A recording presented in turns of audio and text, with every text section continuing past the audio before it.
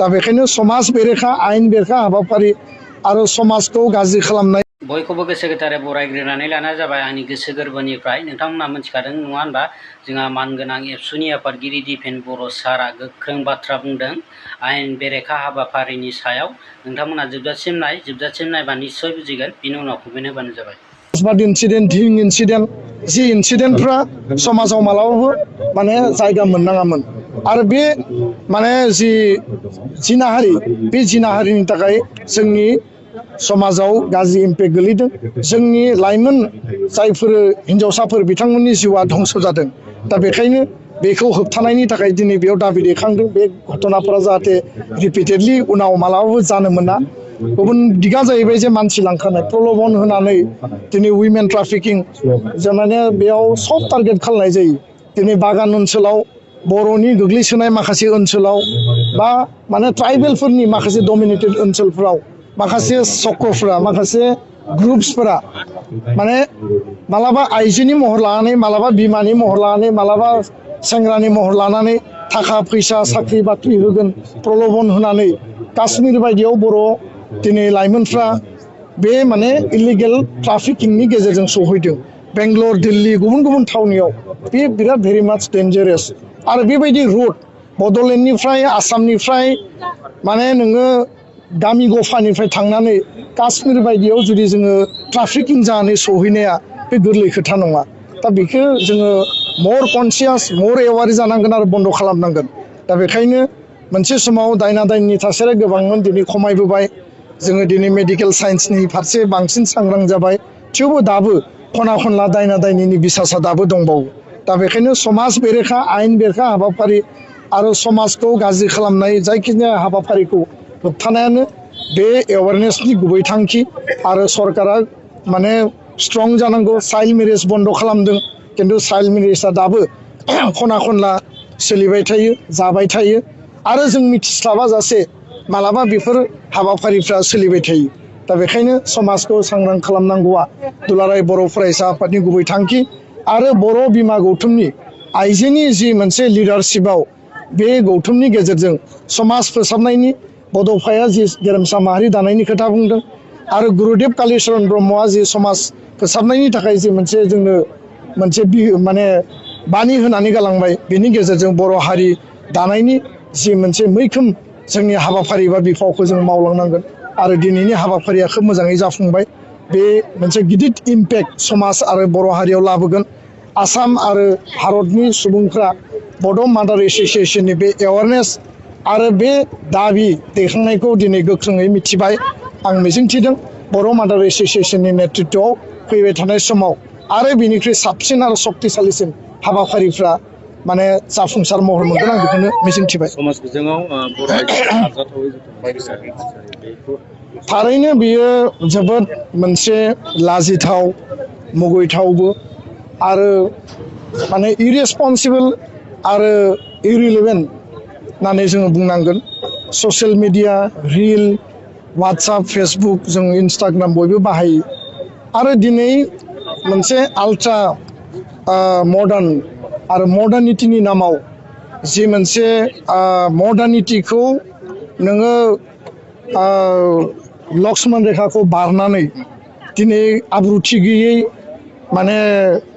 जोंनि गाननाय जोमनाय खोथा बाथ्रा बुंनाय बा बायदिसिना नोङो एक्टिं बा बायदिसिना पस्ट होनाय, बेफोरो जोंनि इयुन जेनेरेसन जायफोरा स्कुल कलेजाव दङ, जायफोरा टिनेज, जायफोरा माने चाइल्डहुड स्टेजाव दङ, जायफोरा माने एडाल्टहुड जायाखै दाबो माने बैसोगोरा जायाखै, माने जिखौ भारतनि संबिधाना माने जि सिमा खानानै होदों, बिथांमोननि गोरलै मेलेमाव इम्पेक्ट खोलैयो आरो समाजाव गाज्रि इम्पेक्ट खोलैयो। दा लिबार्टिनि नामाव आरो लिबारेलिजमनि नामाव जोङो गावखौनो बांद्राय अभार एक्सपज खालामनाय, खोथा बाथ्रा बुंनायनिफ्राय गाननाय जोमनायनिफ्राय एक्टिं आरो पस्ट होनायनिफ्राय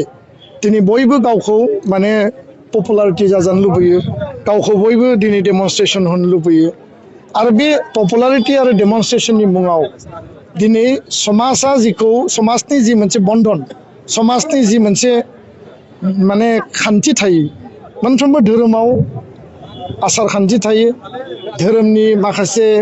बानिफोर थायो आरो सोद्रोमथि थायो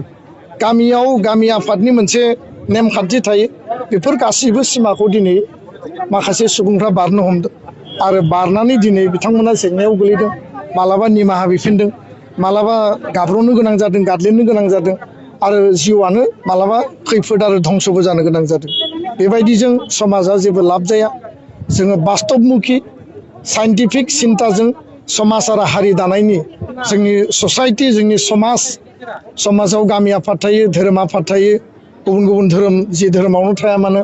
समाजाव जोंनि देरसिनफोर सेनियरफोर थायो जायफोरखौ जों मान होनांगौ आरो जिखिनि जोङो मावनो हायो देशनि नागरिक हिसाबै संबिधान आरो डेम'क्रेसिया जिखिनि जोंनो राइट होदों बेखिनिखौ मावब्लानो साबसिन जायो बिदि होननानै नोङो जुदि अभार एक्सप'ज खालामो जोङो वेस्टार्न कान्ट्रियाव थांनानै थायाखै भारतआ जाबाय ऋषिमुनिनि देश भारतआ जाबाय मोनसे स्पिरिचुवेलिटि सिन्ता सान्थौजों माने थांनानै थाग्रा जुग जुगनि मोनसे हादोर आरो बेयाव तक्षशिला नालन्दानि बेयाव सिभिलाइजेसन दङ बर'फोरनि माने सिभिलाइजेसन दङ ब्रह्मपुत्र भेलिनि सिभिलाइजेसननि बाथ्रा दङ दा बेफोरखौ बारनानै जोङो बै सिमायाव थांनाङा बेखायनो आङो खावलायगोन जे बर' बिमा गौतुमा बेबायदि समाज बेरेखा हाबाफारि बेखौ गोख्रोङै बन्द' खालामनायनि थाखाय खामानि मावगोन आरो गुवाहाटीयाव माखासे इनसिडेन्ट जाबाय थादों गुवाहाटी जिल्ला कमिटिया दिनै स्ट्रंलि बिनि सायाव हाबा मावनो थाखाय एक्सन लानो थाखाय दिनै गोख्रोङै बिथांमोना रल लादों सासे नङा सानै अबथिरायै जिउ गोमानांनाय गुबुनजों थांनानै माने गुबुन मोनसे थासारियाव गोलैनानै जिउ गोमानांनाय एक्सिडेन्टेलियानो जा इनसिडेन्टेलियानो जा दा जोङो मालाबा समाजखौ नुवा मालाबा जों हारिखौ नुवा आरो जेब्ला जाथाया जायो अब्ला समाज नायगिरो हारि नायगिरो माहारियारि आफादफोर दुलाराय बर' फरायसा आफादा बहा बर' थुनलाइ आफादा बहा बा गुबुन गुबुन आफादफोर बे आफादफोरखौ नायगिरो खिन्थु बिथांमोना सोंनानै थाङा जे आं गाज्रि खामानि मावनो थांगासिनो दङ बे आफादफोरनियाव सोंनानै थाङा खिन्थु जाथाया जायोबा परियाला न'खरा बै समाजा आफादफोरखौ नायगिरो बे जोंनि थाखाय दिनै मोनसे साननो गोनां बिथिं बेखायनो बेफोर थासारिखौ बन्द' खालामनायनि बेलायाव सोरनि गथ'आ बहा थांदों मा खालामदों मा जादों सोरजों बेरायदों बबेयाव फरायनो थांदों डेफिनेटलि जोंनि गार्जेना जोंनि समाजा बिनि सायाव एसेबाबो नोजोर लाखिनांगोन मडार्निटिया जेसेबांखि थाया मानो लिबारेलाइजेसन प्राइभेटाइजेसन ग्लबेलाइजेसन बे थासारिया जेसेबांखि फैया मानो जों थिग थायोबा बेबायदि स्ट्रागल बेबायदि चेलेन्जखौ जोङो माने काउन्टार खालामनानै जोङो जिउखौ जों गोग्गो